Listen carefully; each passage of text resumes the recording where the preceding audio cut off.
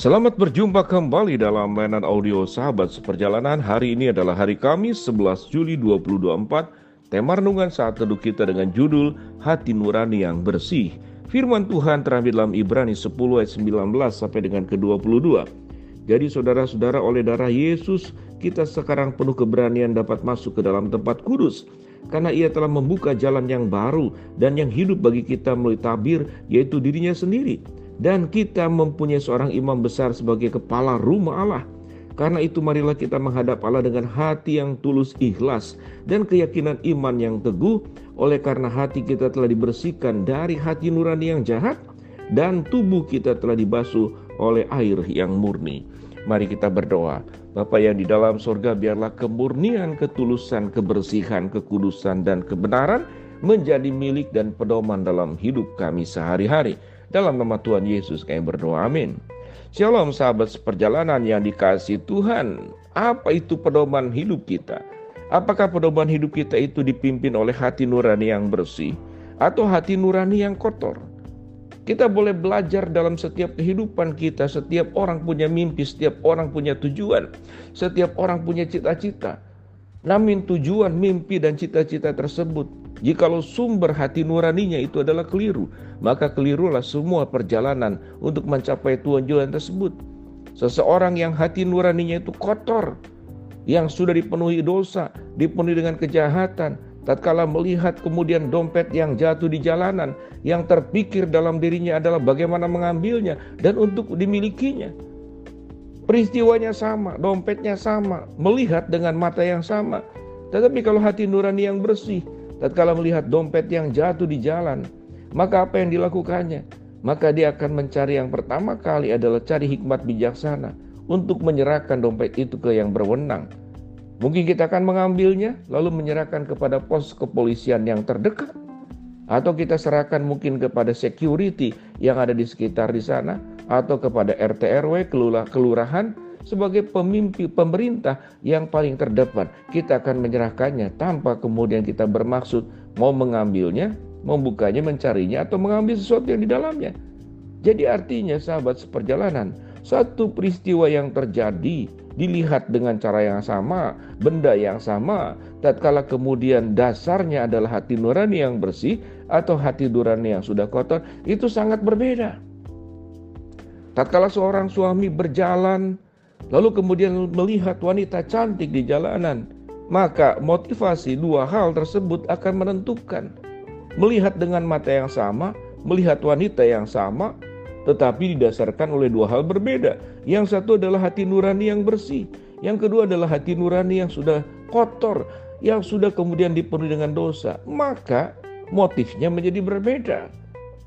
Tatkala kita melihat, Alkitab mengatakan kalau engkau melihat wanita dan engkau menginginkannya, timbul nafsu untuk memilikinya. Baik memiliki di dalam banyak aspek, mendekatinya, berkenalan, atau kemudian lebih jauh. Ada dorongan dasar kebutuhan laki-laki yang keluar, maka engkau sedang berdosa. Karena mengapa? Karena engkau didorong oleh hati nurani yang sudah kotor. Tetapi kalau engkau didorong hati nurani yang bersih, apa sikap yang kau lihat? Apa yang sikap yang kau tunjukkan? Maka engkau bisa mengatakan mungkin yang pertama, bahwa aku bersyukur Tuhan itu menciptakan ada laki-laki dan ada wanita. Aku bersyukur Tuhan menciptakan laki-laki dengan seluruh kelebihannya dan wanita dengan kelebihannya. Sahabat seperjalanan yang dikasihi Tuhan, aku bersyukur aku sudah memiliki wanita, yaitu istri di rumahku dengan segala kelebihan dan kekurangannya. Pada sampai titik itulah kita nuraninya bersih.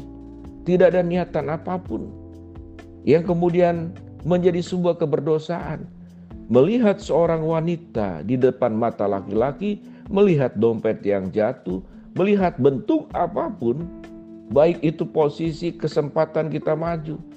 Mungkin kita punya tawaran di dalam pekerjaan, engkau akan mungkin naik jabatan, namun kita punya cara, kita tahu dengan jelas, pemimpin di atas kita punya kelemahan, dan kita tahu bagaimana memanfaatkan kelemahannya. Lalu kita akan mempermainkan kelemahan pemimpin itu mungkin dengan bujuk rayu atau dengan cara-cara apapun. Bukan karena kualitas kerja, bukan karena kapasitas. Kita naik jabatan tapi dengan cara-cara yang curang, cara-cara yang culas, cara-cara yang licik. Sehingga jabatan dilihat dengan mata yang sama. Tatkala didorong oleh hati nurani yang bersih atau hati nurani yang kotor, tindakan kita menjadi berbeda. Tetapi tatkala kita melihat di dunia kerja, ada teman kita yang memang bekerjanya lebih baik, dia lebih lama, lebih berkapasitas. Tatkala kemudian ditanya, siapa yang terbaik di tempat ini?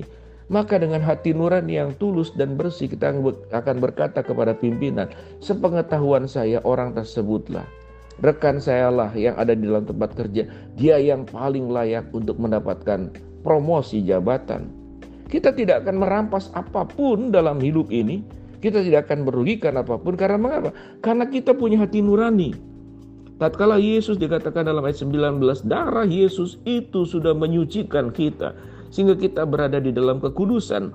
Oleh Yesuslah kita membuka sebuah jalan yang baru, yaitu hidup melalui tabirnya dirinya. Kita punya imam besar sebagai kepala rumah Allah untuk menghadap kepada Allah.